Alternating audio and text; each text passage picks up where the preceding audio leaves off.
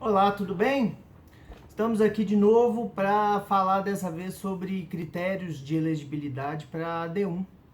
Eu fiz uma apresentação no primeiro Congresso de Medicina de Família e Comunidade do Hospital das Clínicas da UFMG. Prometi aos meus queridos colegas, é sempre muito bom estar com essa turma, mas prometi a eles que eu traria para cá essa apresentação, essa discussão, e é isso que eu vou fazer. E aí, como eu tenho feito contumazmente nas minhas últimas apresentações, eu vou trazer a apresentação aqui, tá bem? Eu vou trazer as telas, os slides, obviamente vai ser um recorte para o vídeo não ficar muito grande, mas com os principais artigos que discutem um pouco esses critérios, e depois eu vou deixar os links, as referências no final. Então vamos à apresentação e depois eu volto para a gente conversar mais um pouquinho. Vamos lá. Essa apresentação ela acontece então agora em dezembro de 2019, nesse primeiro congresso, né? Foi uma mesa muito boa. Eu dividi a mesa com o já famoso Igor Klaber Siqueira de Caratinga, o cara que mais sabe sobre procedimentos no domicílio, e com a Ana Cristina Issa, que é uma referência nossa aqui de Minas e nacional na atenção à saúde da pessoa idosa. E aí, assim, coube a mim falar um pouquinho dos critérios de elegibilidade, né? Critérios de inclusão para a D1.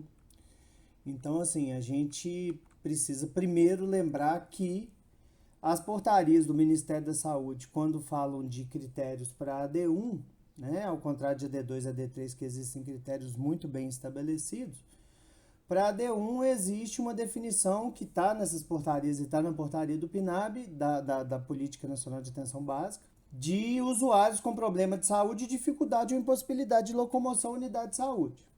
Então, assim, o critério é esse. Então, nada menos específico, né? Nada mais geral do que isso. Porque o problema de saúde relacionado a uma dificuldade ou impossibilidade física de locomoção, ele é muito subjetivo à medida que a família pode criar meios de levar o paciente à unidade. A dificuldade física de locomoção ela pode ter a ver com cenários urbanos ou rurais remotos.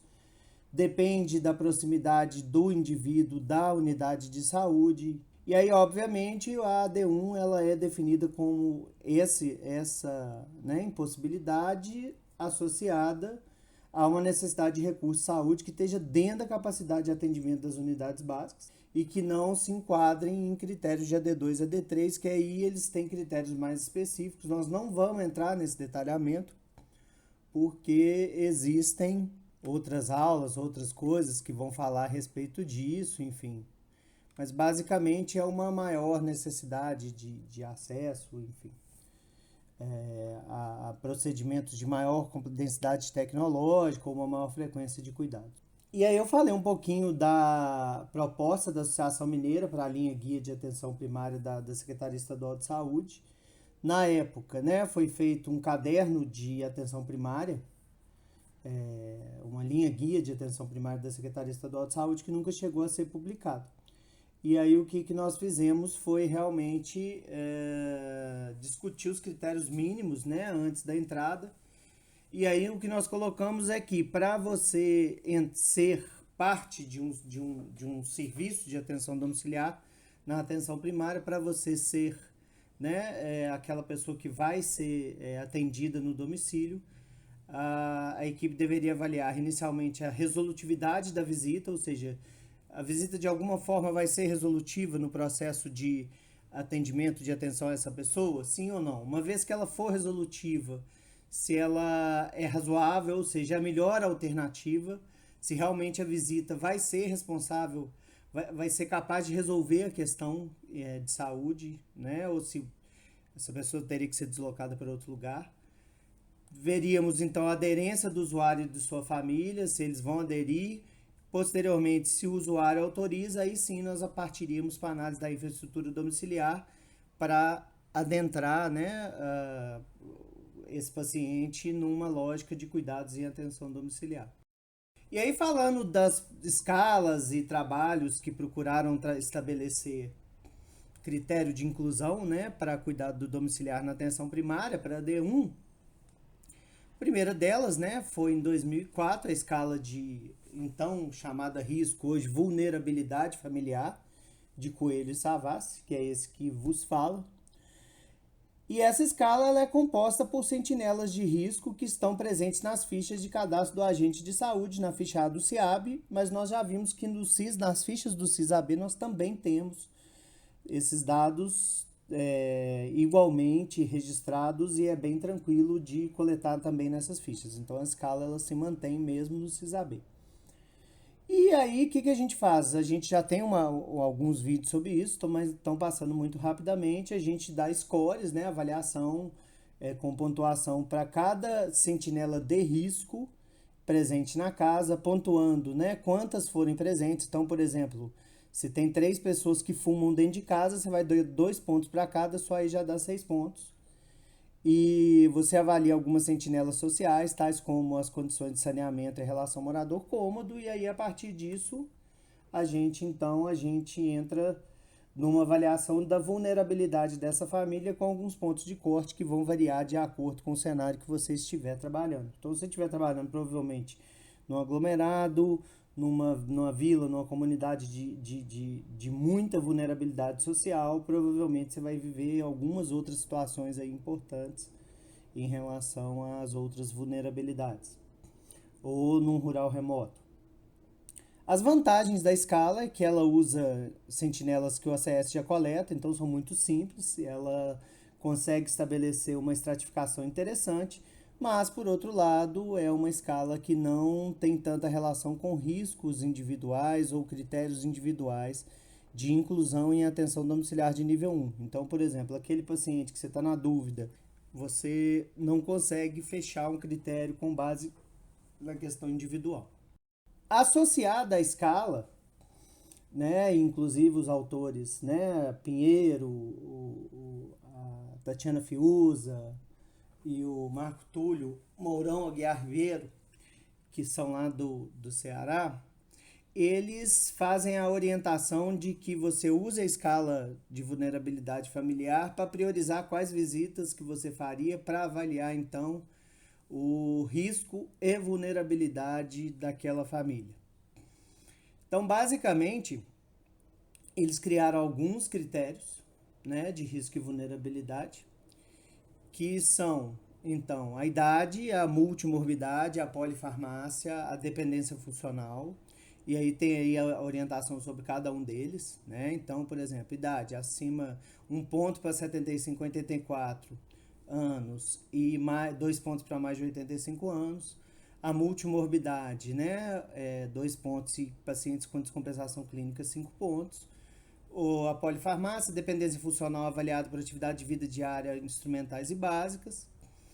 A mobilidade, então, se é um paciente que está com dificuldade de marcha ou risco de queda, você vai pontuar. Se for acamado, você pontua com 3 pontos. A presença do suporte familiar, então, assim, insuficiência familiar, que a geriatria preza muito, ela é também muito bem descrita aqui. A fragilidade clínica do idoso, então, da pessoa, né? Então, vocês percebem que é uma escala que também tem um foco mais no idoso, mas que também pode ser aplicada para adulto. Mas você tem então as grandes síndromes geriátricas, como síndrome demencial, Parkinson, desnutrição, disfagia, incontinência, paralisia, enfim. E aí, para cada um deles, você vai pontuar 2 pontos. E você tem a avaliação de cuidados paliativos pela PPS, que é a Palliative Performance Scale, que é um score de performance paliativa, de cuidados paliativos, que varia, né, de 0 a 100, e que você vai pontuar a partir dela. A PPS ela se encontra muito facilmente em vários lugares, só se procurar, dar um Google que você vai achar, mas que basicamente avalia, então, dentro dos cuidados paliativos, como que você vai trabalhar essa priorização. E aí, assim, essa escala também tem a vantagem de criar os scores, os pontos de corte, né?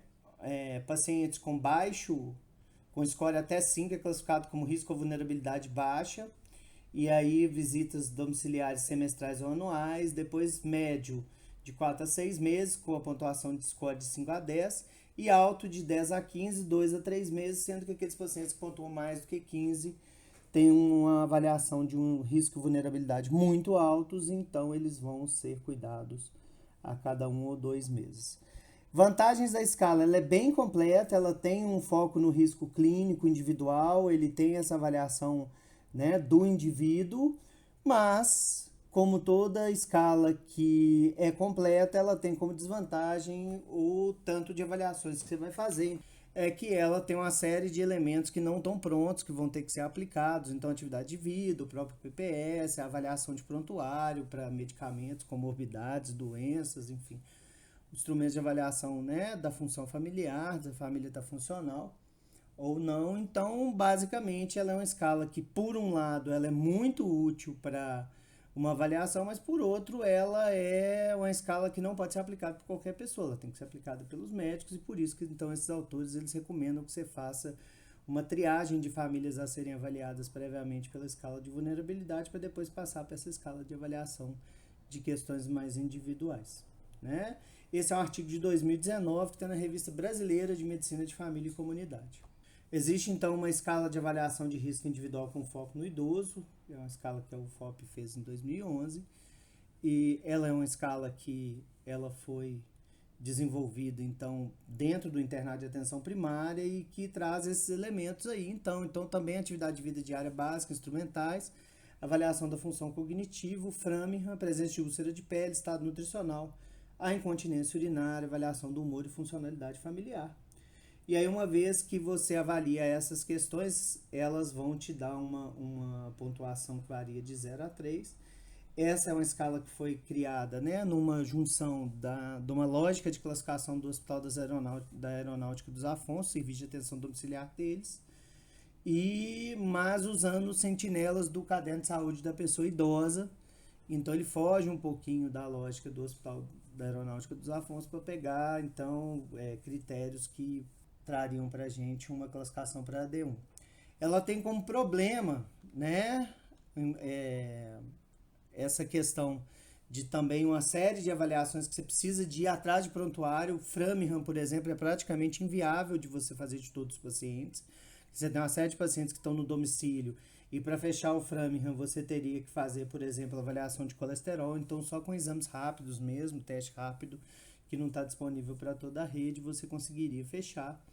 E além disso, algumas questões que exigem avaliações específicas. Então, se por um lado ela também é uma escala relativamente bem completa, por outro, ela é de difícil mensuração de todos os dados aí, tá?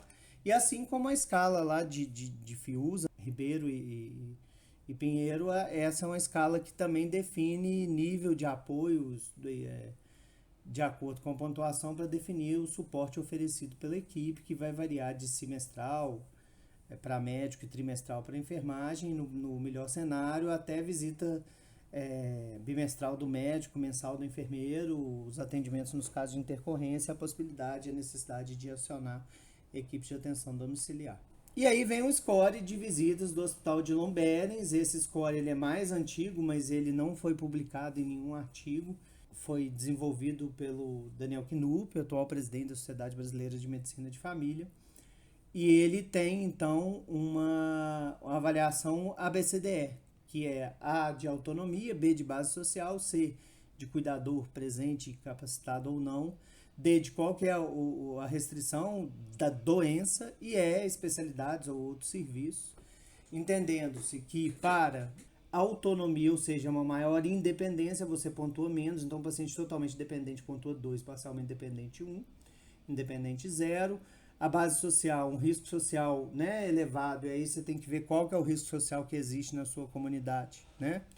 Então, assim, a escala índice de vulnerabilidade social, índice de vulnerabilidade em saúde, foi feita alguma avaliação do risco, né? Se ele for de muito elevado para baixo, você vai pontuar 2 ou 1 ou 0. O cuidador, se ele está disponível e capacitado, 2 pontos, disponível e não capacitado, 1 ponto, e sem cuidador disponível, 0 ponto. Então, esse é um critério que, a priori, reduz a indicação de atenção domiciliar e provavelmente aumenta por outros tipos de cuidado, né? Por exemplo, hospitalar. Qual que é a restrição proporcionada pela doença? Então, se a doença restringe a locomoção gravemente, 2 pontos, se não restringe 0, se moderadamente 1 ponto. E a presença de outros serviços vai pontuar negativamente. Por quê? Porque outros serviços disponíveis fazem com que ele seja mais bem assistido e provavelmente você vai precisar de fazer menos cuidados em relação a isso. Então é uma escala bem interessante que tem como vantagem, né, ter critérios simples, sem uma necessidade muito ampla de se aprofundar em questões clínicas individuais, mas que por outro lado não define nenhum ponto de corte para você incluir ou não essa pessoa no serviço de AD1, no serviço de cuidado domiciliar pela atenção primária. E aí o que acontece é que eles é muito bom para você, por exemplo, fazer uma estratificação, mas ele não serve como critério de inclusão. Para organização de visitas, então, o que, que nós temos? Nós temos a sugestão de um pessoal que fez a disciplina Medicina de Família lá em Ouro Preto. Esse é um quadro que coloca os critérios ali no canto direito e define ali a frequência do cuidado. E além da frequência do cuidado, ele define dentro de cada equipe, né, à medida que o cuidado vai sendo performado pelas pessoas, quem fez esse cuidado, né, com qual frequência e qual foi a equipe, qual foi o profissional, se foi médico, enfermeiro, ACS, técnico, assistente, e lá na nossa unidade a gente ainda põe o U, que é da UFOP. Então, assim, esse é um quadro que a gente fez e que tem dado muito certo para a gente conseguir visualizar a necessidade do cuidado em Ouro Preto. Pelo menos assim, na equipe onde a gente trabalha, lá em Cachoeira do Campo, a gente tem usado isso bem. Tudo bem? Bom, agradeço muito a sua paciência, ficou um vídeo grande, na verdade, mas fico à disposição aí para a gente debater nos comentários. Tchau!